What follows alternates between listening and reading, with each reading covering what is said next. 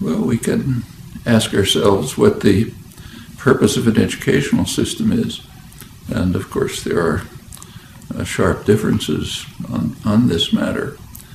There's the traditional an interpretation that comes from the Enlightenment, which holds that the highest goal in life is to inquire and create, to search the riches of the past, try to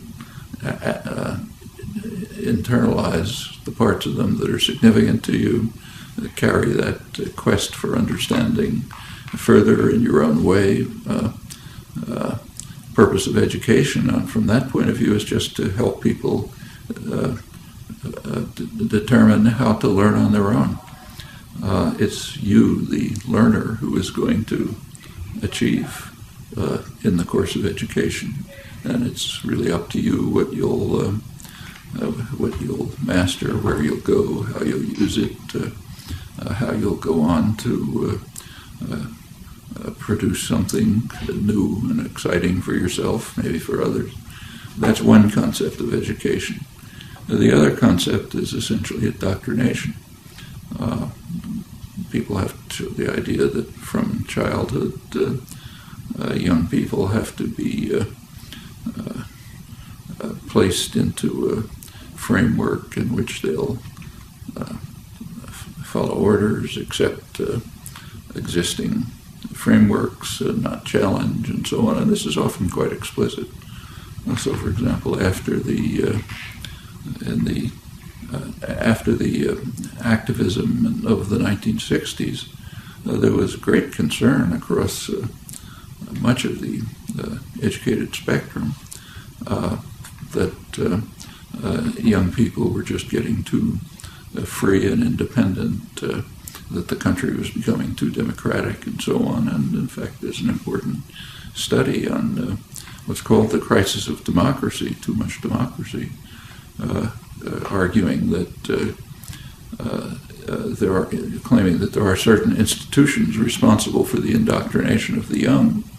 It's their phrase, and they're not doing their job properly. That's schools, universities, churches. We have to change them so that they carry out the job of indoctrination and control more effectively. That's actually coming from the liberal internationalist end of the spectrum of the internet, of the spectrum of educated opinion.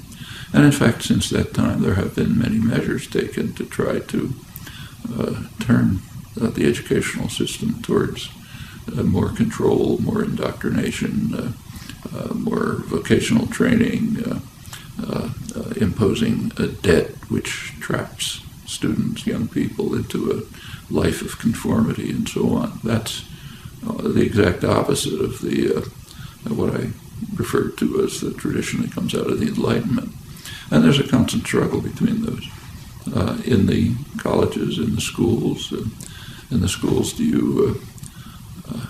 you train for passing tests, or do you train for creative inquiry, pursuing interests that are aroused by material that's presented and you want to pursue either on your own or in cooperation with others?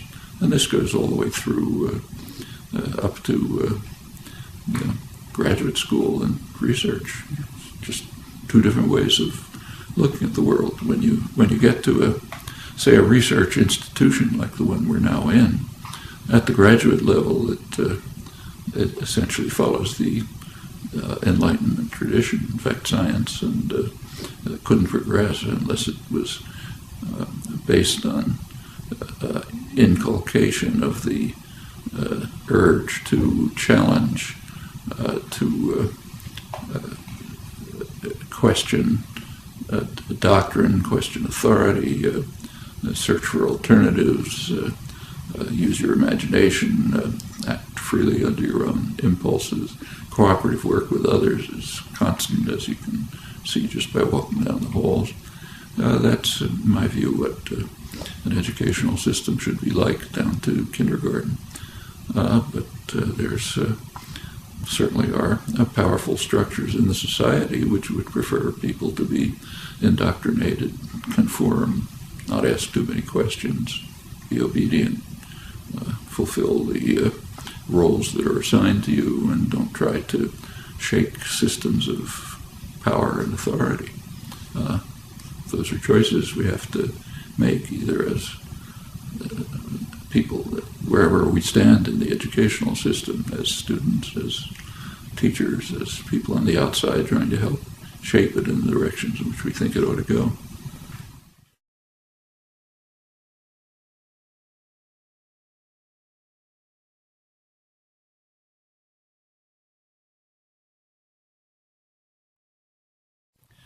Well, there certainly has been a very substantial growth in new technology of communication, information, access, interchange. It's surely a major change in the nature of the culture and society. We should bear in mind that the technological changes that are taking place now, while they're significant, probably come nowhere near having as much impact as technological advances of, say, a century ago, plus or minus. So the shift, say, let's take just communication. The shift from a typewriter to a computer, or a telephone to the email is significant, but it doesn't begin to compare with the shift from a sailing vessel to a telegraph. I mean, the time that cut down in communication between, say, England and the United States was extraordinary as compared with the changes taking place now. And the same is true of other kinds of technology, like just introduction of, say, plumbing. Widespread plumbing in the cities had a huge effect on health, much more than the discovery of antibiotics. So the changes are real and significant, but we should recognize that others have taken place, which in many ways were more dramatic. As far as the technology itself and education is concerned, technology is basically neutral. It's kind of like a hammer. I mean, the hammer doesn't care whether you use it to build a house or whether a torturer uses it to crush somebody's skull. Hammer can do either. Same with the modern technology, say the internet and so on. The internet is extremely valuable if you know what you're looking for. I mean, I use it all the time for research. I'm sure everyone does. If you know the kind of what you're looking for, you have a kind of a framework of understanding which directs you to particular things, lets you sideline lots of others, then this can be a very valuable tool. Of course, you always have to be willing to ask, is my framework the right one? Maybe I ought to modify it. Maybe if there's something I look at that questions it, I should rethink how I'm looking at things. But you can't pursue any kind of inquiry without a pretty relatively clear framework that's directing your search and helping you choose what's significant and what isn't, what can be put aside, what ought to be pursued, what ought to be challenged, what ought to be developed, and so on. I mean, you can't expect somebody to become a biologist, say, by giving them access to the Harvard University biology library and say, just look through it. That'll give them nothing. And the internet is the same, except magnified enormously. If you don't know what you're looking for, if you don't have some kind of a conception of what matters, always, of course, with the proviso that you're willing to question it if it seems to be going in the wrong direction. If you don't have that, exploring the internet is just picking out random factoids that don't mean anything. So behind any significant use of contemporary technology, the internet, communication systems, graphics, whatever it may be, unless behind it is some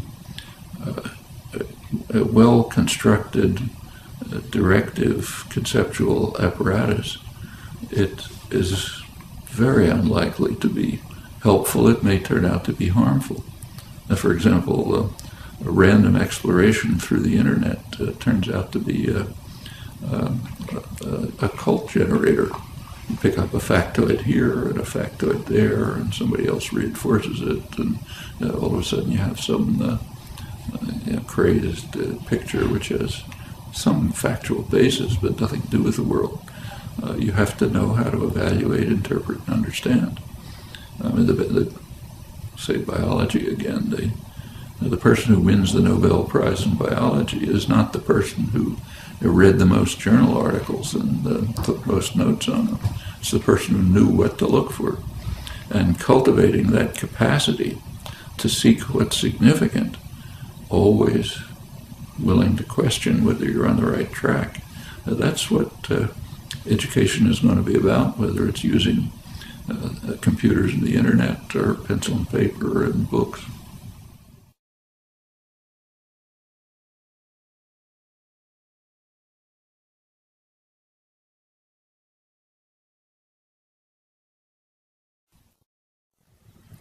Well, education is discussed in terms of whether it's a worthwhile investment.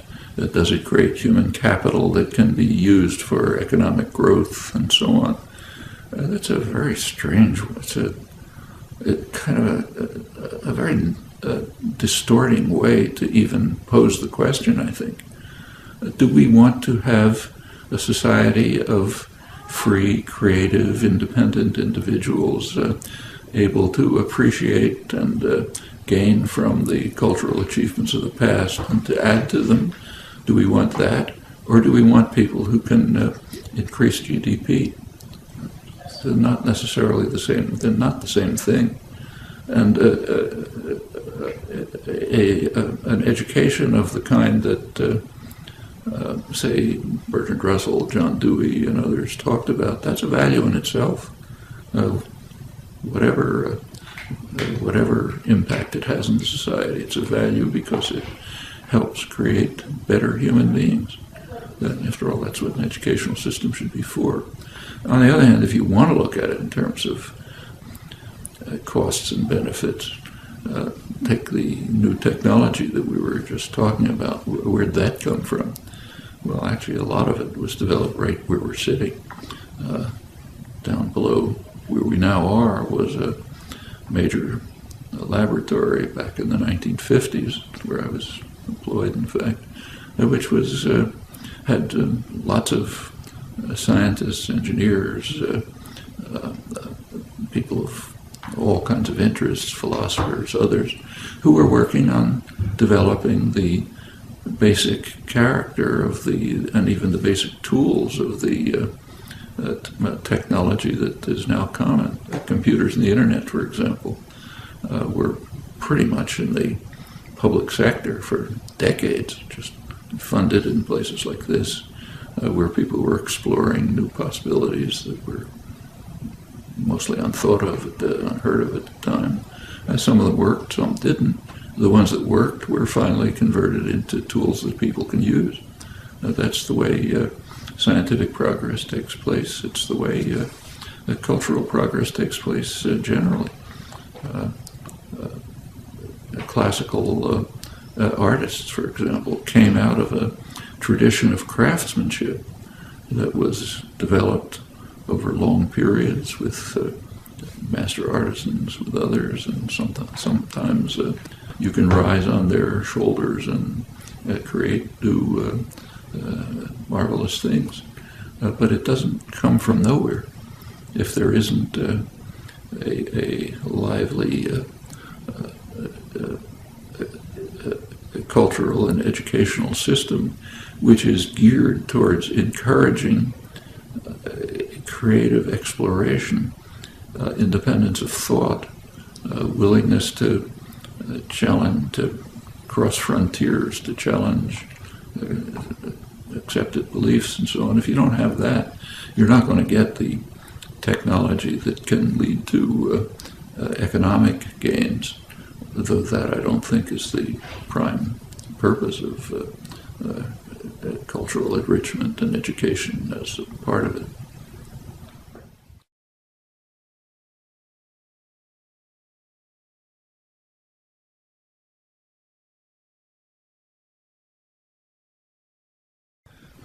There is, in the recent period particularly, an increasing shaping of education from the early ages towards passing examinations. That can be, taking tests can be of some use, both for the person who's taking the test, see what I know and where I am, what I've achieved, what I haven't, for instructors, what should be changed and improved in developing the course of instruction. But beyond that, they don't really tell you very much. I mean, I know for many, many years I've been on admissions committees for entry into an advanced graduate program, maybe one of the most advanced anywhere. And we, of course, pay some attention to test results, but really not too much. I mean, a person can do magnificently on every test and understand very little. I mean, all of us who've been through schools and colleges and universities are very familiar with this.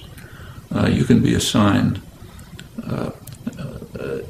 you can be in some, say, course that you have no interest in, and there's demand that you pass a test, and you can study hard for the test, and you can ace it, to use the idiom, you do fine. And a couple of weeks later, you forgot what the topic was. I'm sure we've all had that experience. I know I have.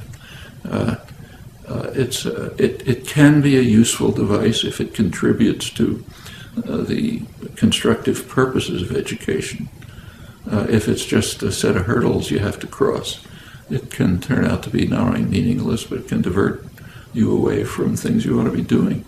Actually, I see this regularly when I talk to teachers. Just give you one experience from a couple of weeks ago, but there's plenty like it. I happened to be talking to a group which included many school teachers. One of them was a sixth grade teacher, teaches kids, I guess, 10 or 11 or 12, something like that.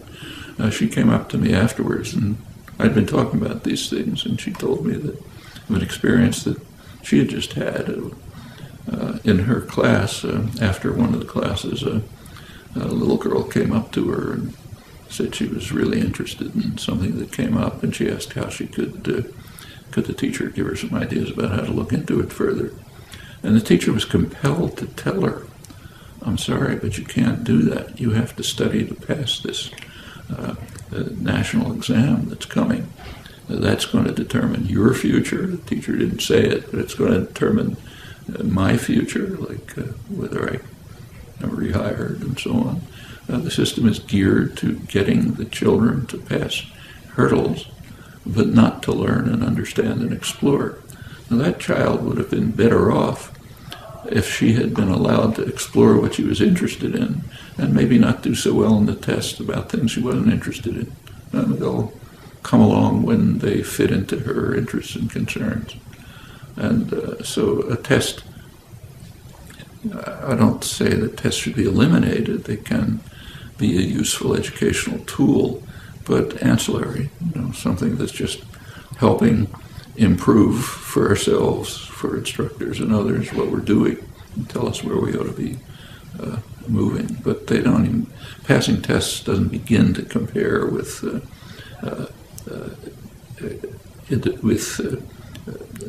searching and inquiring and into pursuing topics that engage us and excite us. That's far more significant than passing tests. And in fact, if that's the kind of educational career that you're given the opportunity to pursue, you'll remember what you discovered. There's a famous physicist, world-famous physicist, right here at MIT, who, like a lot of the senior faculty, was teaching freshman courses He once said that in his freshman course, students will ask, what are we going to cover this semester? And his standard answer was, it doesn't matter what we cover. It matters what you discover. And that's right. Teaching ought to be inspiring students to discover on their own, to challenge if they don't agree, to look for alternatives if they think they're better ones, to work through the great achievements of the past and try to master them on their own because they're interested in them. If that's the way teaching is done, students will really gain from it and will not only remember what they studied, but will be able to use it as a basis for going on their own. And again, education is really aimed at just helping students get to the point where they can learn on their own, because that's what you're going to do for your life, not just absorb material given to you from the outside and repeat it.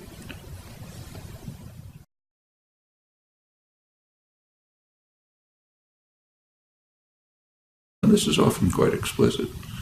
So, for example, after the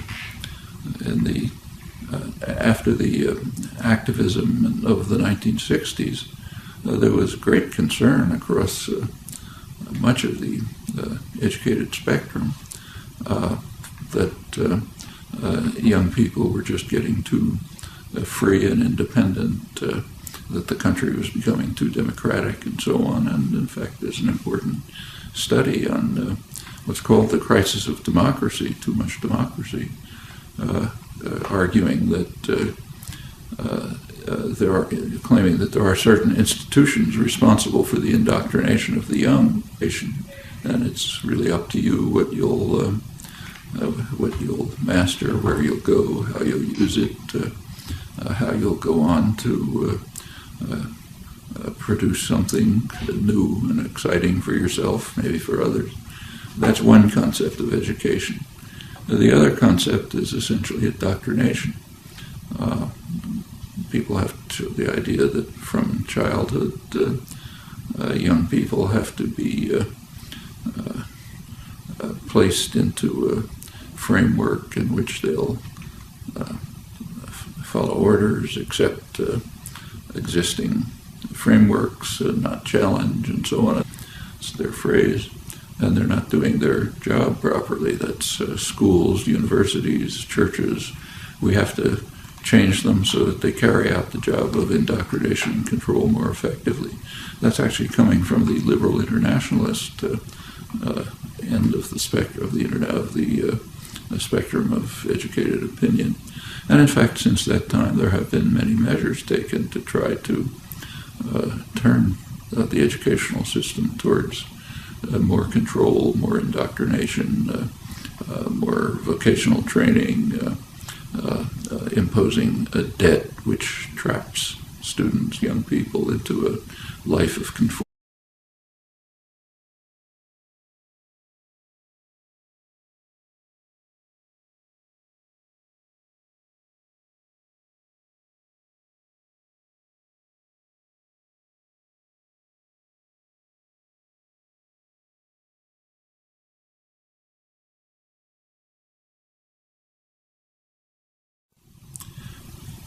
Well, we can ask ourselves what the purpose of an educational system is.